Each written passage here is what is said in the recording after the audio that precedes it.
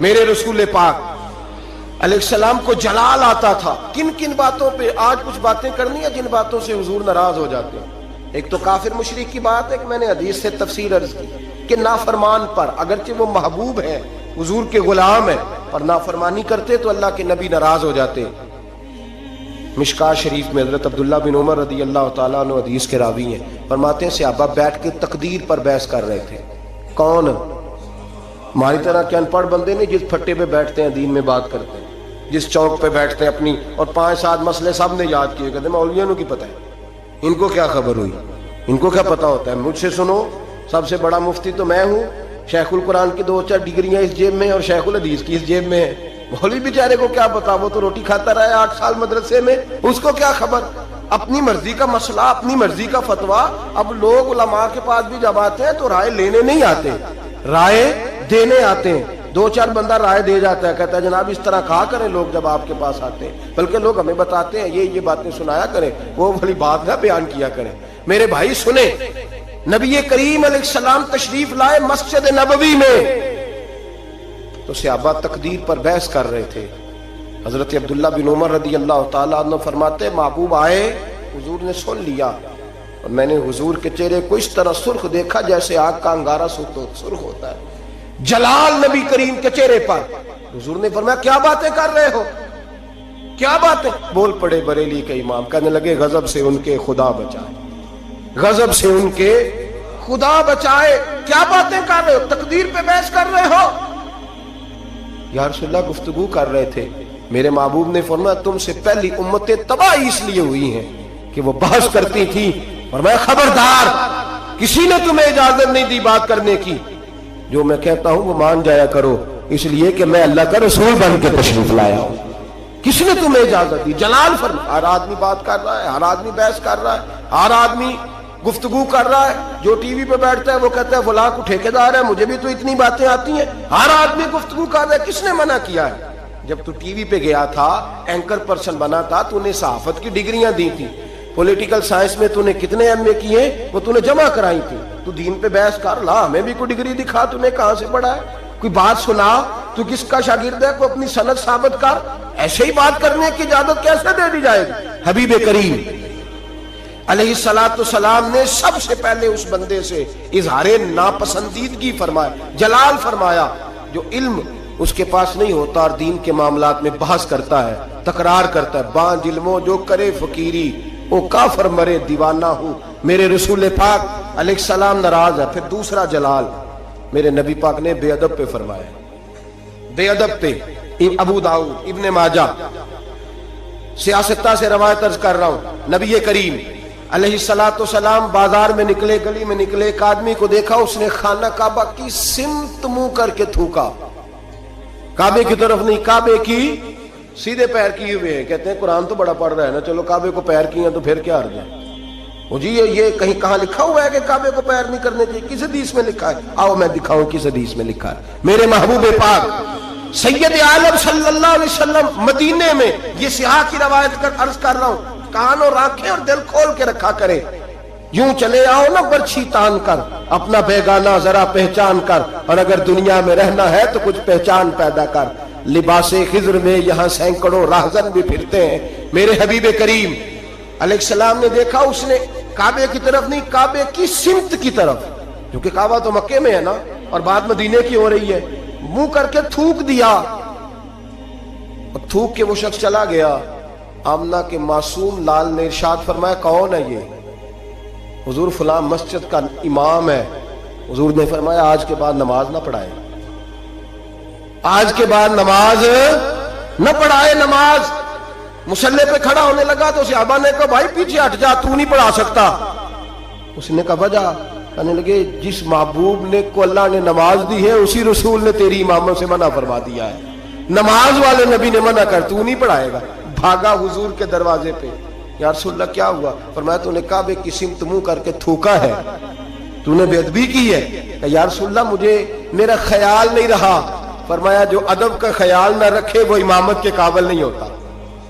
جو ادب کا خیال نہ رکھے وہ امامت کے, معافی مل گئی اسے معافی, لیکن امامت کی اجازت جو کعبے کی بے ادبی کرے وہ امامت کے قابل نہیں، تو جو مدینے والے رسول کی بے ادبی کرے، جو والدین مصطفیٰ کی بے ادبی کرے، جو صحابہ اور اہل بیت کی بے ادبی کرے، وہ امامت کے قابل۔ دشمن احمد پہ شدت کیجئے، ملحدوں سے کیا مربت کیجئے، شرک ٹھہرے جس میں تعظیم حبیب، اس برے مذہب پہ لعنت کیجئے۔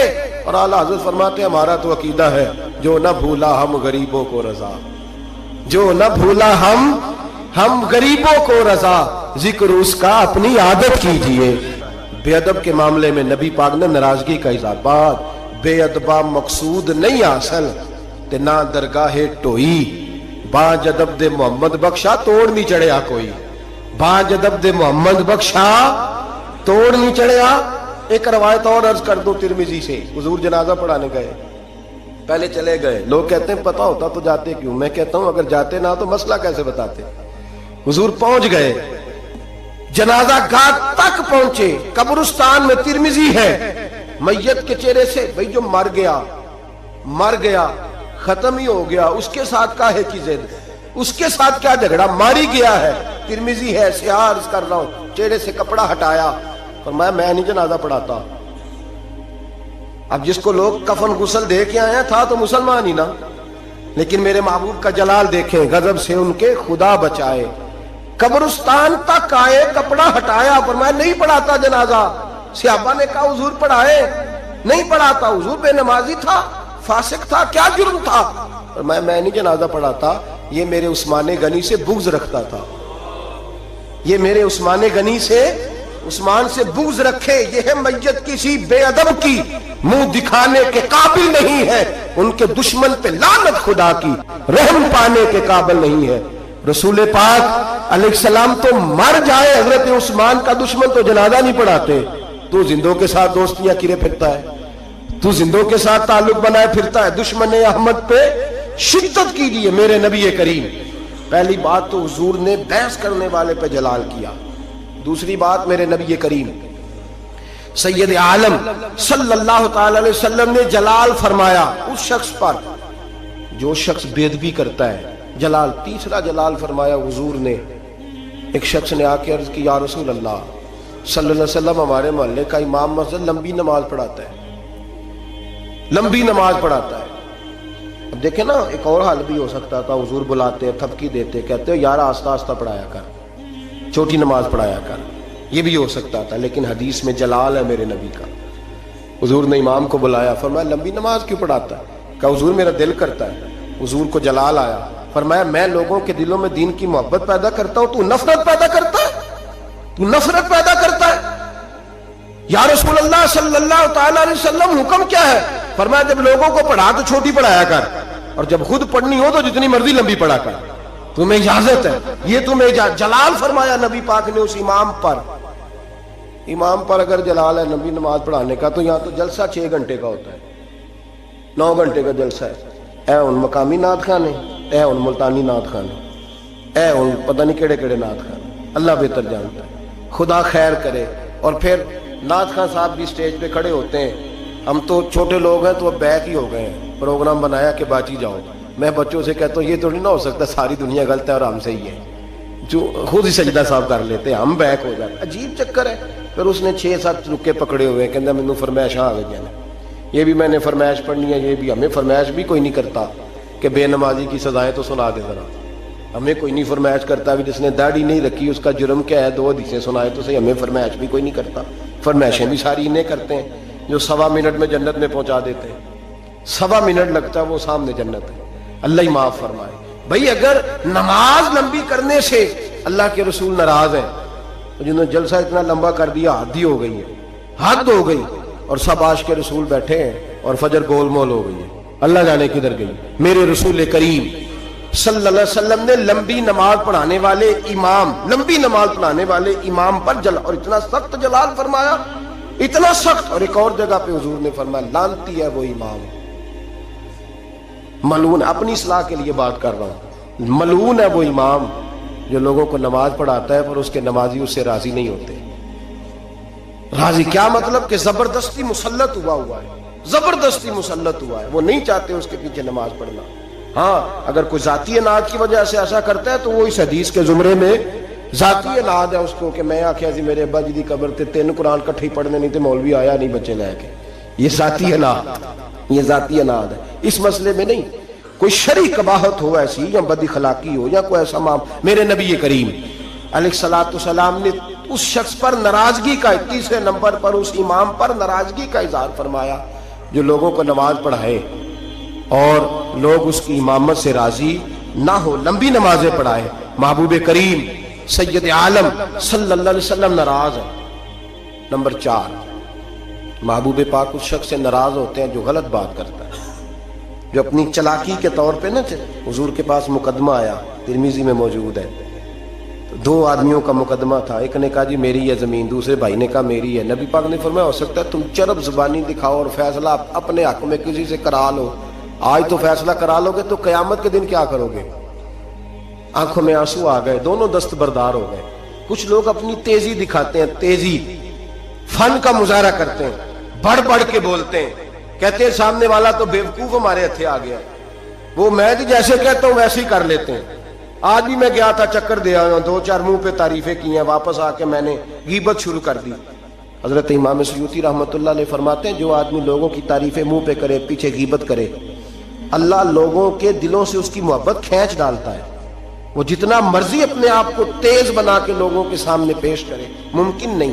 ہم لوگ نا فٹافٹ بات کر دیتے ہیں، کہتے ہیں محفل میں ہی تھا اور تو میں نے کسی کو بولنے ہی نہیں دیا، طاقت ہی نہیں تھی۔ سنے میرے نبی کریم علیہ الصلوۃ والسلام کو کتنا جلال آتا ہے، حضور کتنے ناراض ہوتے ہیں ایسے لوگوں سے۔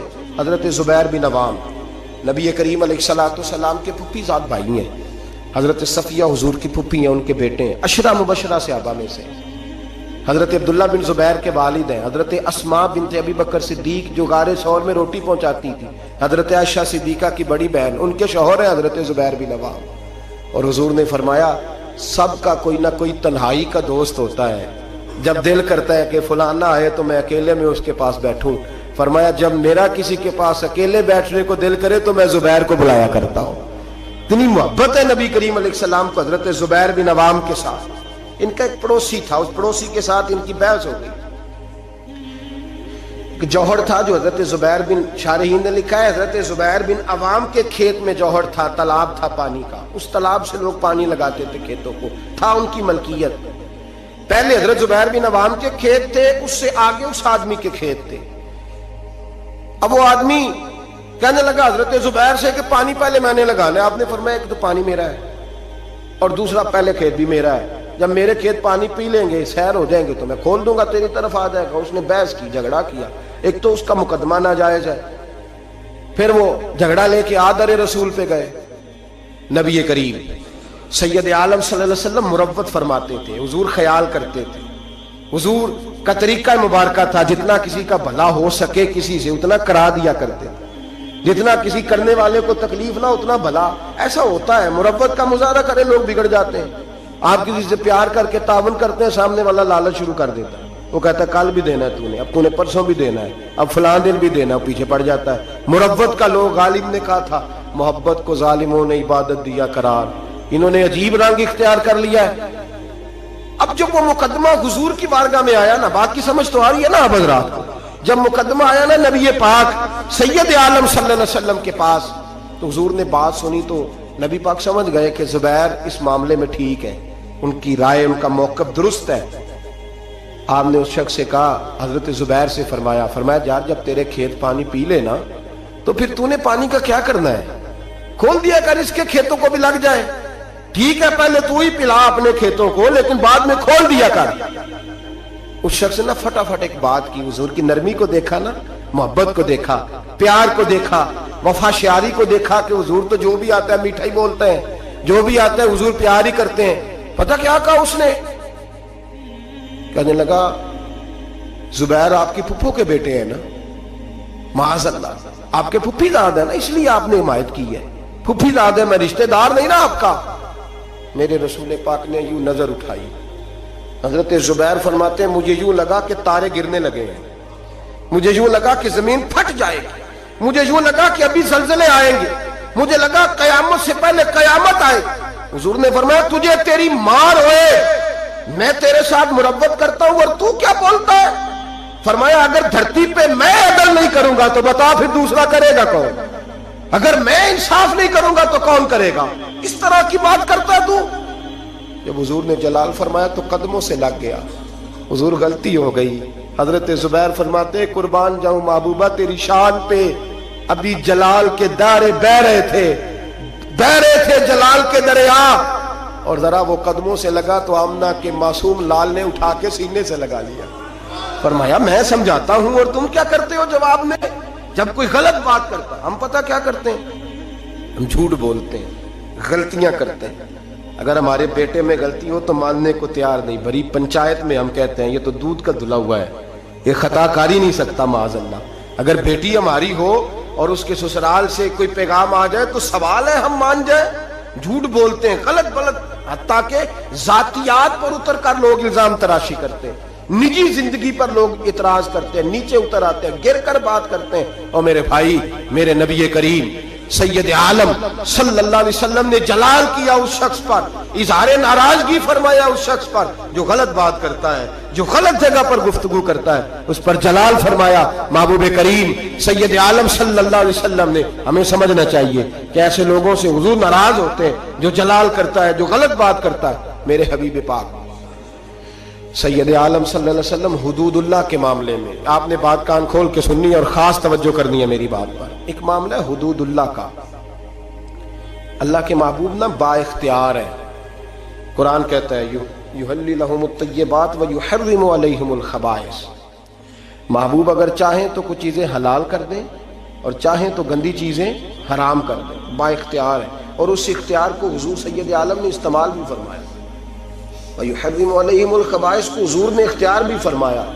ایک صحابی آئے، بخاری میں موجود ہے، نے آ کے عرض کی حضور روزہ ٹوٹ گیا ہے، رکھا تھا، یا رسول اللہ میں نبھا نہیں سکا، ٹوٹ گیا ہے۔ نبی کریم علیہ الصلوۃ والسلام نے فرمایا جا 3 روزے کفارے میں رکھ۔ اس نے کہا حضور ایک نہیں پورا ہو سکا مجھ سے۔ نبی پاک نے فرمایا جا 60 مسکینوں کو کھانا کھلا۔ اس نے کہا حضور کئی دنوں سے خود نہیں پیٹ بھر کے کھایا۔ اب میرے پاس کوئی آتا، 2 باتیں پوچھتا، تیسری میں کہتا یار حالی کوئی نہیں، تو عجیب بات کر رہا ہے، میں تو ناقل ہوں، ادھر سے بات پڑھی اور ادھر بیان کر دی، میں کوئی شارع تھوڑا ہوں معاذ اللہ تعالیٰ۔ نبی کریم با اختیار ہے، شارع ہے دین کے معاملے میں، تشریح کرتے ہیں نبی کریم سید عالم علیہ السلام دین۔ وَيُحَرِّمُ عَلَيْهِمُ الْخَبَائِثَ، حضور اگر چاہیں تو کسی بری چیز کو حرام کر دیں، چاہیں تو کسی اچھی چیز کو حلال کر دیں، اللہ نے اختیار دیا ہے۔ کہنے لگا یا رسول اللہ میں نہیں رکھ سکتا۔ فرمایا چل اس طرح کر، 60 مسکینوں کو حضور نہیں کھلا سکتا، فرمایا چل 3 کو کھلا دے۔ کہنے لگا حضور سویر سے میں نے خود کوئی نہیں کھایا، میرے بچوں نے کوئی نہیں کھایا، تھوڑی دیر گزری تو ایک ٹوکرا کھجوروں کا آ گیا۔ حضور با اختیار ہے، ٹوکرا آیا کھجوروں کا۔ نبی کریم علیہ الصلوۃ والسلام نے فرمایا یہ کھجوریں لے جا اور مدینے میں جو غریب ہے اس کو دے دے، تیرے روزے ٹوٹنے کا کفارہ ادا ہو جائے گا۔ کہنے لگا یا رسول اللہ مدینے میں سب سے غریب میں ہی ہوں۔ تو حضور نے فرمایا روزہ تو نے توڑا ہے، کھجوریں میں دے دیتا ہوں، جا گھر جا کے بچوں کے بیچ بیٹھ کے کھا لے، تیرے روزے کا کفارہ ہو جائے گا۔ یہ اختیار ہے میرے نبی پاک کا، یہ میرے رسول پاک کا۔ اعلیٰ حضرت فرماتے ہیں وسعتیں دی ہیں خدا نے دامن محبوب، وسعتیں دی ہیں خدا نے دامن محبوب کو، جرم کھلتے جائیں گے اور وہ چھپاتے جائیں گے۔ میرے نبی پاک علیہ السلام کی بارگاہ میں مسند امام احمد بن حنبل میں موجود ہے، ایک شخص نے کہا حضور میں 2 نمازیں پڑھوں گا، یا ایک روایت میں 3 پڑھوں گا۔ تو حضور نے فرمایا تو کلمہ پڑھ، میں تجھے 2 کی معافی دیتا ہوں۔ وہ الگ بات ہے کہ بعد میں اس نے تہجد بھی پڑھی، اشراق اور چاشت بھی پڑھی، لیکن حضور با اختیار ہے میرے نبی پاک، رسول پاک با اختیار ہے، با اختیار ہے نبی کریم علیہ السلام۔ لیکن حدود اللہ کا جب معاملہ ہوتا، حدود اللہ کا معاملہ، ایک دفعہ تو ایسا ہوا کہ ایک جنگ کے موقع پر نبی پاک علیہ الصلوۃ والسلام نے ایک عورت کی لاش دیکھی تو حضور نے جلال فرمایا جب میں نے تمہیں کہا تھا کہ عورتوں پر ہاتھ نہیں اٹھانا تو کس نے قتل کیا؟ جلال فرمایا قیامت کے دن یہ بی بی جس آدمی کا بھی گریبان پکڑے گی میں اس کے ساتھ ہو کے اللہ کی بارگاہ میں مقدمہ لڑوں گا، اگرچہ وہ کافروں کی عورت تھی۔ آج تو مسلمان اقتدار کے لیے کاٹ رہے ہیں نا ایک دوسرے کو، اقتدار کی جنگ، دنیا میں جنگ لگی ہوئی ہے نا، شام سے لے کر عراق تک، تو لوگ کہہ دیتے ہیں فرقوں کی جنگ ہے، میں درجنوں بار کہتا ہوں یہ اقتدار کی لڑائی ہے۔ لوگ کسی نے کوئی مذہب کا روپ دھارا ہے، کوئی دھارا ہے، اصل جنگ اقتدار کی ہے، سب کو اقتدار چاہیے۔ اور اقتدار کے لیے بھاگ دوڑ ہو رہی ہے. 4 لاکھ کے قریب حلب کے لوگ قتل ہو چکے ہیں اور ابھی تک خون سے اس زمین کو روز رنگین کیا جاتا ہے, لیکن لوگ بازی نہیں آتے. اللہ کے نبی جلال فرمایا کرتے حتیٰ کہ کوئی درخت کاٹ دیتا ناجائز کسی کا تو حضور اس پر بھی ناراض ہوتے, اور یہاں گردنیں کاٹی جاتی ہیں. بہرحال حدود اللہ کے معاملے میں نبی کریم سید عالم صلی اللہ علیہ وسلم جلال فرماتے, با اختیار ہیں, چاہتے تو کسی چیز کی تبدیلی کر دیتے. اور جو سفارش کرنے آئے وہ بھی حضرت اسامہ بن زید ہے. ایک حد کے اسامہ بن زید کون ہے؟ اتنے محبوب ہے میرے نبی پاک کو کہ جب مکہ فتح ہوا تو حضور نے امام حسن اور حسین کو گھوڑے کی پشت پہ بٹھایا اور اسامہ بن زید کو گود میں بٹھایا. جب مال غنیمت تقسیم ہوتا تھا تو حضرت عمر فاروق جناب اسامہ بن زید کو 500 دینار زیادہ دیتے تھے. لوگ کہتے کیوں دیتے ہو؟ فرمایا اس لیے کہ نبی پاک اس سے بڑا پیار کرتے ہیں. جس دن محبوب کا وصال ہوا جناب اسامہ بن زید رضی اللہ تعالیٰ عنہ کو مسلمہ کذاب کے خلاف لشکر کا سپہ سالار بنا کے نبی پاک نے بھیجا. وہ سپہ سالار تھے حضرت عمر فاروق اور مولا علی جیسے لوگ اس میں بطور سپاہی شامل تھے. غلام کے بیٹے سے اتنا پیار, اور اس دھرتی نے وہ نظارہ بھی دیکھا جب حضور حج کے موقع پر عرفات سے مزدلفہ کے لیے نکلے تو حضور نے فرمایا ٹھہر جاؤ, ایک بندہ رہ گیا ہے, وہ آئے گا تو مزدلفہ جائیں گے. تو کچھ نو مسلم صحابہ تھے, وہ کہنے لگے ہم نے سوچا کسی قبیلے کے سردار کی بات ہو رہی ہے, لیکن تھوڑی دیر گزری تو کالے رنگ اور موٹی ناک والے اسامہ بن زید آ گئے. میرے محبوب نے فرمایا یہ میرا غلام زیادہ ہے, پیچھے رہ گیا, جب تک یہ نہ آتا قافلہ نہ چلتا. ایک طرف محبت کا یہ حال, اور دوسری جانب فتح مکہ کے موقع پر قریش کی ایک بی بی نے چوری کر لی. مقدمہ دائر ہوا, تفتیش کے بعد جرم ثابت ہو گیا. نبی کریم سید عالم صلی اللہ علیہ وسلم نے فرمایا اس کا ہاتھ کاٹا جائے گا. وہ لوگ حضرت اسامہ بن زید کے پاس آئے اور بڑی حکمتیں بیان کی, بڑے دلائل دیے, بہت ساری باتیں سمجھائیں. کہنے لگے ابھی نیا نیا کلمہ پڑھا ہے, ذرا دین میں آ جائیں گے, تھوڑے سے سمجھ جائیں گے, پھر حد قائم ہوگی تو بھاگیں گے نہیں. ذرا انہیں آ لینے دو, سمجھ لینے دو. نبی کریم علیہ الصلوۃ والسلام سے کہیے تھوڑی سی حضور رعایت کر دیں, ذرا قریب آئیں گے تو حد جاری ہو جائے گی. حضرت اسامہ بن زید تیار ہو گئے.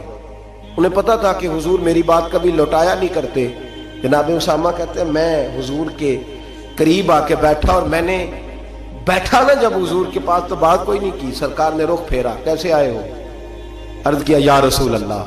سب کہیے گا صلی اللہ علیہ وسلم. میں نے عرض کی حضور ایک چھوٹی سی بات کرنی تھی. تو حضور نے فرمایا کرو. یا رسول اللہ بات ذرا مشکل ہے. فرمایا تو کر تو صحیح. حضور وہ چھوٹی سی سفارش. فرمایا بول بات کر اسامہ, تیری بات کون لوٹاتا ہے؟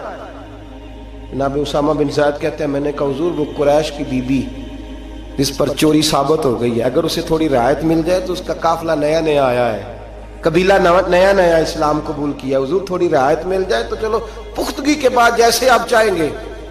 میرے محبوب نے رخ پھیرا تو جناب اسامہ بن زید کہتے ہیں میرا وجود تھر تھر کانپنے لگا, بس غضب سے ان کے خدا بچائے. فرماتے ہیں میں کانپنے لگا. نبی پاک نے فرمایا اسامہ مجھے تو بڑا پیارا ہے, بڑا عزیز ہے, پر میں رب کریم کے حدود کے معاملے میں کسی کی پرواہ نہیں کرتا.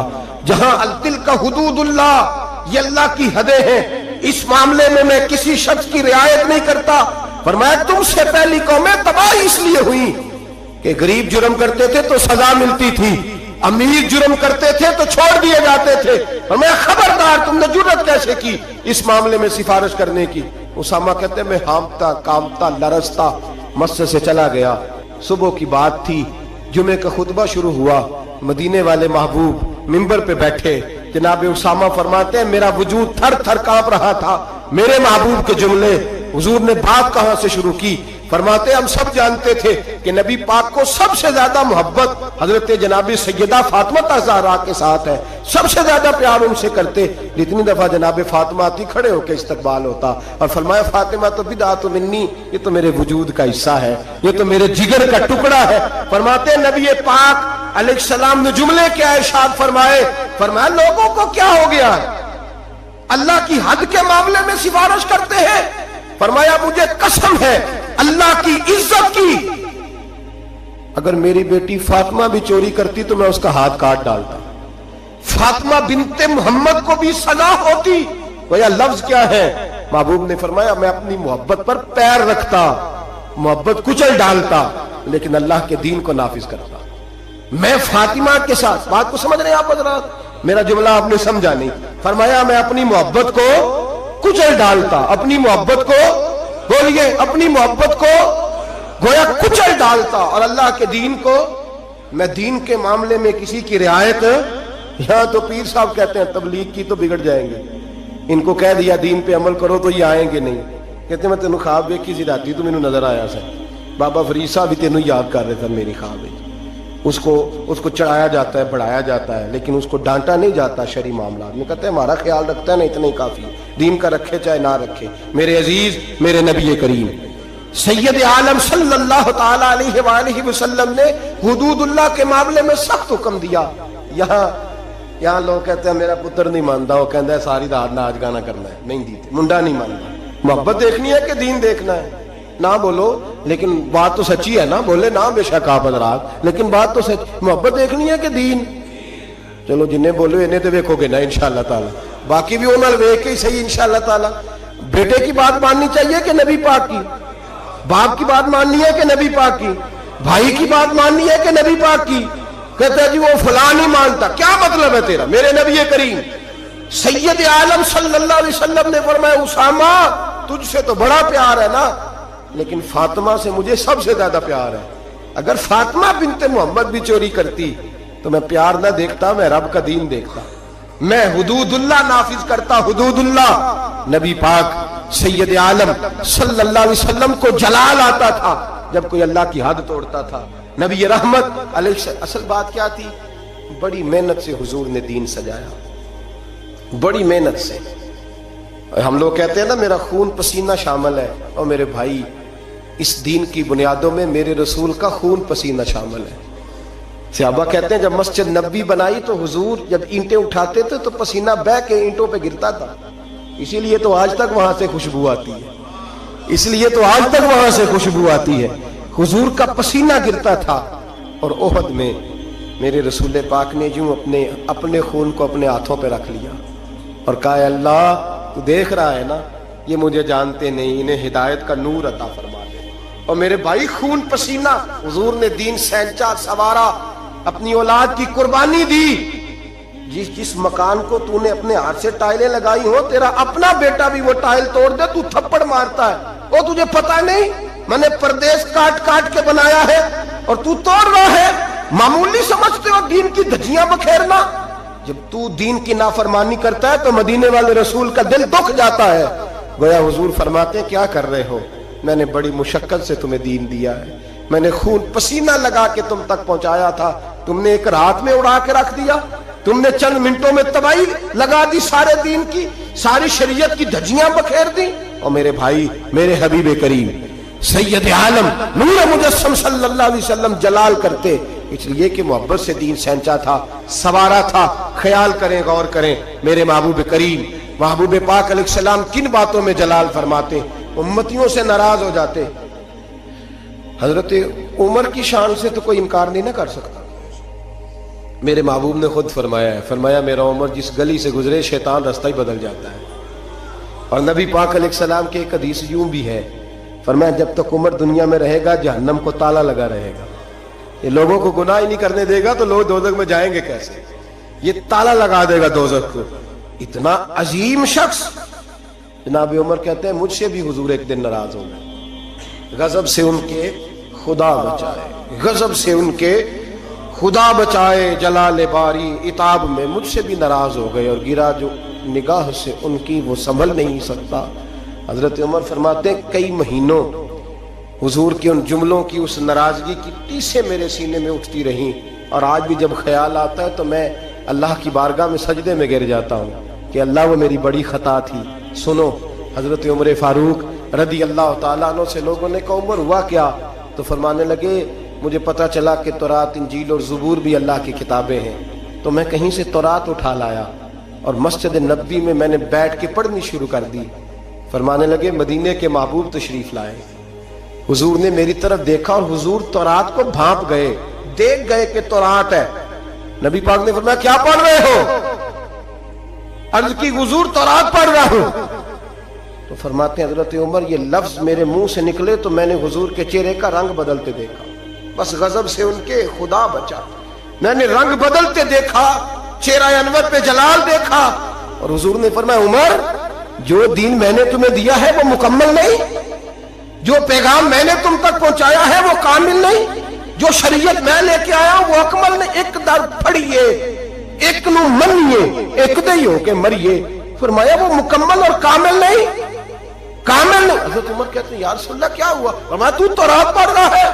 और फिर हुजूर ने अगले लफ्ज अदा फरमाए, फरमाया कसम मुझे अल्लाह की इज्जत की, अगर आज मूसा हयात जाहिरी में होते, सैयदना मूसा अलैहिस्सलाम अगर आज हयात जाहिरी में होते तो फरमाया वो मेरा कलमा पढ़ के मेरी शरीयत की पैरवी करते। तुम तो रात पढ़ रहे हो, तुम लोगों के पीछे जा रहे हो। फरमाया मैं अपनी मोहब्बत के मामले में किसी की शराकत पसंद। आप लफ्जों पे गौर करें ना, जब मिशकात में हुजूर आए हैं तो एक सहाबी कह रहे थे हजरत मूसा कलीमुल्लाह है, दूसरे कह रहे थे जनाब ईसा रूहुल्लाह है, तीसरे कह रहे थे इब्राहिम खलीलुल्लाह है। हुजूर ने क्या फरमाया? जरा अंदाज देखिए ना, एक नु मनिए, एक दर फड़िए ते एक दे हो के मरिए। मोहब्बत में शराकतदारी काबिल कबूल ये कैसे हो सकता है? मेरे सामने क्योंकि किसी और का नाम ले जाए ये मुमकिन है? वही नहीं। मियां शेर मोहम्मद शरकपुरी रहमतुल्लाह ताला अलैह रियाकारी पे बात कर रहे थे, दिखावा ना करो, दिखावा ना करो, किसी और को अल्लाह की इबादत में शामिल ना करो। उनका एक बेली कहने लगा मियां साहब समझ नहीं भी लगती कि रब करीम को क्यों इतना नापसंद है, कोई और भी देख ले, क्यों इतना नापसंद है? तो बंदा सादा था, उसको कुरान मजीद की आयात की और अहादीस के दलाइल की समझ नहीं आ रही थी, ज्यादा ही कमजोर था, ज्यादा ही सादा था, देहाती था। तो मियां साहब कहने लगे और नहीं अल्लाह की इबादत में किसी और। कहने लगा बड़ा हौसला होता है बंदों का, बंदे दो तीन लोगों को बर्दाश्त, अल्लाह क्यों? रियाकारी क्या मतलब? तो मियां साहब ने उसको समझाने के लिए मिसाल दी, समझाने के लिए, बिला मिसालो बिला तशबीह, सिर्फ समझाने के लिए। मियां साहब फरमाने लगे आज घर जाना और अपनी बीवी से कहना तेरे सामने किसी गैर का नाम ले। कहने लगा हुजूर ओदी मैं जुबान ना कट दियांगा, फिर रहना सु मेरे घर ही रहना सु ना लेके। तो आप फरमाने लगे तेरा तो हौसला एक दूसरे बंदे का नाम का नहीं है, हालांकि तू उसका मालिक तो नहीं, सिर्फ उसका खामंद है, और रब तो तेरा मालिक है, अल्लाह मालिक है, उसके सामने तू शराकतदारी करे। मेरे हबीब पाक अलैहिस्सलाम ने मोहब्बत में शराकतदारी को पसंद। एक सहाबी कह रहे हैं हजरत इब्राहिम खलीलुल्लाह, एक कह रहे हैं जनाब ईसा ज़बीहुल्लाह, हजरत इस्माइल ज़बीहुल्लाह, तीसरे कह रहे हैं मूसा कलीमुल्लाह, चौथे कह रहे हैं हजरत ईसा। हुजूर आए और मैं क्या कह रहे हो? आला व आना हबीबुल्लाह। वो सारे अपनी अपनी शानों वाले हैं, तुम मेरी तरफ देखो, मुझे अल्लाह ने अपना महबूब बनाया है, मैं अल्लाह का महबूब हूं। तुम दाएं बाएं क्यों देखते हो? मेरी तरफ देखो।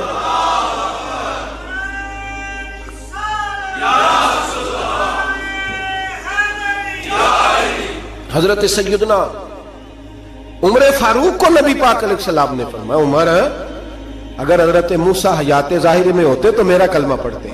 तुम दाएं बाएं देख रहे हो, कोई बचा नहीं होगा सियासतदान जिसने क्रिसमस का केक ना काटा हो, कोई बचा नहीं होगा।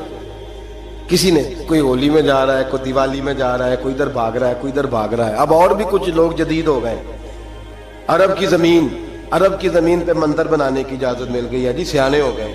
मेरे रसूल करीम सैयद आलम सल्लल्लाहु अलैहि वसल्लम ने फरमाया मनसूख हो गए दीन, अब कयामत तक सिक्का चलेगा तो मोहम्मद अरबी का चलेगा, अब कयामत तक डंका लगेगा तो या रसूल अल्लाह के नारे का डंका बजेगा।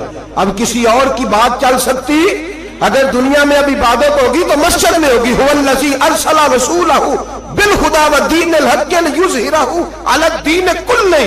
अब मेरा दीन गालिब होगा, ये तमाम दीनों पर छा करके वक्त गुजारेगा। मुसलमान थोड़े थोड़े सियासी मुफाद के लिए, छोटे छोटे सियासी, आला हजरत फाजिल बरेलवी फरमाते हैं जो कुफारो मुशरिकीन के इज्तिमात में जाके बैठेगा, सुबह कयामत अल्लाह की बारगाह से सजा दी जाएगी।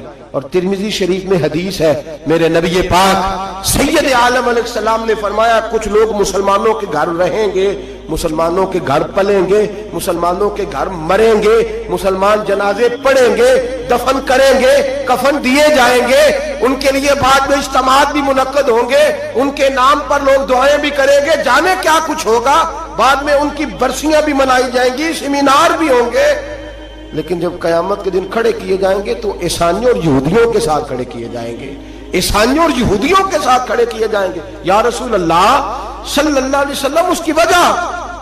تو حضور نے فرمایا رہتے مسلمانوں کے گھر میں تھے پر ان کے دل عیسائیوں کے ساتھ دھڑکتے تھے، انہیں ان کی تہذیب پسند تھی، ان کے طور طریقے کو اپناتے تھے۔ من تشبہ قوم فہو منہم، اور جو کسی قوم سے مشابہت اختیار کرتا ہے وہ انہی میں سے ہوا کرتا ہے۔ میرے بھائی اپنی مٹی پہ چلنے کا سلیقہ سیکھو، کسی کے سنگ مرمر پہ چلو گے تو پھسل جاؤ گے۔ میرے رسول کریم علیہ السلام نے کسی غیر کا نام اپنے نام کے ساتھ پسند، کسی اور نبی کی توہین کو کفر قرار دیا۔ سب نبی کو شان میرے رسول نے عطا فرمائی، کسی پیغمبر کے بارے میں کوئی بات کرتا تو حضور کہتے نہیں وہ اللہ کے رسول ہے، خبردار اجازت نہیں، لیکن اپنی امت کو اجازت نہیں دی کہ تو کسی اور کی تہذیب پہ چل، تو کسی اور کے طریقے کو اپنا۔ آج ہم یہ سمجھنے سے قاصر ہیں کہ لوگ کیوں اس طرح کرتے ہیں، اپنی تہذیب اپنے طور طریقے۔ 14 اگست کو بڑا مشہور کالم نویس ہمارے ملک کا، اس کو بڑے لوگ پڑھتے اور سنتے ہیں، اس نے کہا قوموں کا مذہب نہیں ہوتا، ملکوں کا مذہب نہیں ہوتا، مذہب تو انسانوں کا ہوتا ہے، ہر مذہب کے آدمی کو کھل کے چھٹی ہے، وہ جو مرضی بولے جو مرضی کہے۔ تو میں نے کہا عجیب نادان ہو، اگر قوموں کا مذہب نہ ہوتا تو پھر تم نے اس کا نام اسلامی جمہوریہ پاکستان کیوں رکھا تھا؟ تو اسلامی جمہوریہ پاکستان ہے تو اس کا کوئی مذہب تھا تو ساتھ لفظ اسلام آیا نا۔ میرے نبی پاک علیہ السلام نے ملک کا مذہب رکھا تو فرمایا کہ یہ حدود حرم ہے، اس کے اندر کافر یہودی عیسائی سکھ کو داخلے کی اجازت ہے۔ نبی پاک سے زیادہ غیروں کا خیال رکھنے والا کون تھا؟ لیکن حضور علیہ السلام نے ان کی تہذیب کو، ان کے تمدن کو، ان کے طریقوں کو، ان کے طرز حیات کو مسلمانوں کا اپنانا پسند نہیں فرمایا۔ نبی پاک علیہ السلام جلال فرماتے تھے، حضور ناراض ہوتے تھے اگر کوئی شخص۔ اب آخری حدیث سن لیں اور بات ختم کرنے کی طرف آؤں۔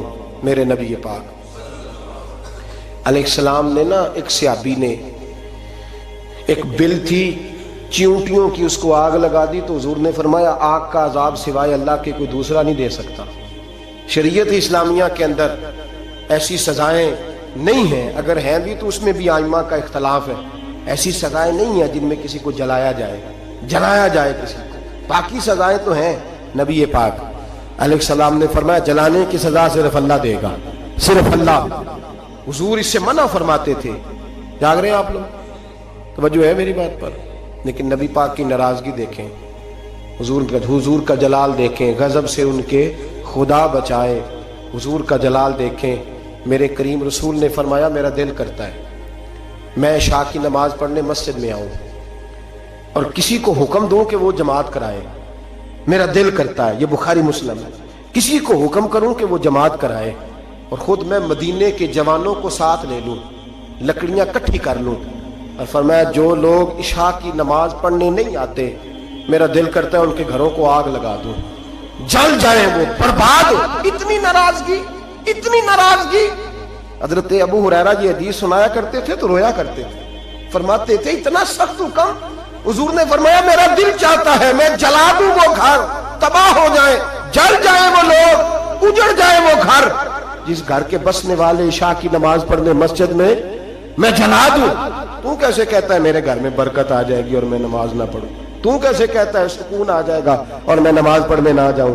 جس سے رسول پاک ہی ناراض ہے، جس سے نبی پاک ہی ناراض ہے، اور حضور فرماتے ہیں فلاں گھر برباد ہو جائے تو آباد کیسے ہو سکتا ہے؟ خدا نے ان کی زبان کو وہ اختیار دیا، جو نکلی منہ سے ان کے وہ بات ہو کے رہی۔ میرے حبیب پاک سید عالم علیہ السلام نے فرمایا دل چاہتا ہے جلا دوں، اگر مجھے عورتوں کا خیال نہ ہوتا، اگر مجھے بچوں کا خیال نہ ہوتا تو میں جلا ڈالتا وہ گھر۔ جو گھر کے رہنے والے کلمہ تو پڑھتے ہیں پر مسجد میں نماز پڑھنے کتنے ہم لوگ مزے کے ساتھ، ڈھٹائی کے ساتھ، اب تو سیانے بندے ہو گئے ہیں، کہتے ہیں حضرت صاحب میں جھوٹ نہیں بولنا، میں ایک ہی پڑھدا جی۔ تو میں نے کہا یہ بڑا تو نے کمال کر دیا سچ بول کے، یہ بڑا کمال کر دیا ہے۔ او خدا کے بندے سمجھو، اتنا جلال رسول پاک کا۔ فرمایا میرا دل کرتا ہے جلا دو اس گھر کو جس گھر کے لوگ عشاء کی نماز پڑھنے مسجد میں نہیں آتے۔ میرے بھائی، میرے محبوب ناراض ہوئے، جلال فرمایا جن چیزوں سے۔ ایک تو بحث نہ کریں کبھی بھی دین کے معاملے میں، کسی مستند عالم دین سے صحیح العقیدہ سے رجوع کریں، کبھی تقدیر کے مسائل پہ جھگڑا نہ کریں، اور میرے عزیز حدود اللہ کے معاملے میں کبھی اپنی رائے پیش نہ کریں، اور کبھی بھی میرے عزیز شریعت کے مقابلے میں اپنی رائے قائم نہ کریں، اور دین کی کبھی کسی حد کو نہ توڑیں، حضور ناراض ہو جائیں گے۔ اور کبھی بھی جتنے مرضی بھی جدید ہو جائیں کسی غیر مسلم کے کسی طریقے کو، کسی تہوار کو، کسی تقریب کو نہ اپنائیں، اس لیے کہ نبی پاک علیہ السلام اگر حضرت عمر فاروق جیسے لوگوں پہ جلال فرماتے ہیں تو ہما چما کس کھاتے میں ہیں؟ محبوب نے جلال فرمایا، غصہ فرمایا۔ اللہ تبارک و تعالیٰ کی حدیں توڑنے پر غور کیا کریں، اپنے معاملات کو ٹٹولتے رہا کریں۔ ہمارا سارا کچھ ہمارے نبی کے ساتھ وابستہ ہے، ہماری زندگی سے لے کر قبر تک، اور قبر سے لے کر جنت میں داخلے تک اگر کوئی سہارا ہے تو وہ مصطفیٰ کی ذات ہے۔ اور اگر حضور ہی ہم سے ناراض ہو گئے، اگر نبی پاک ہی ہمارے کسی عمل کی وجہ سے ناراض ہو گئے تو دوسرا تو سہارا ہی کوئی نہیں، کدھر جائیں گے، کس کا منہ تکیں گے؟ میرے محبوب پاک علیہ السلام کے غلاموں، حضور محبوب پاک علیہ السلام کو راضی کرنے والے کام کریں، ناراضگی والے کام نہ کریں۔ نبی پاک علیہ السلام کی رضا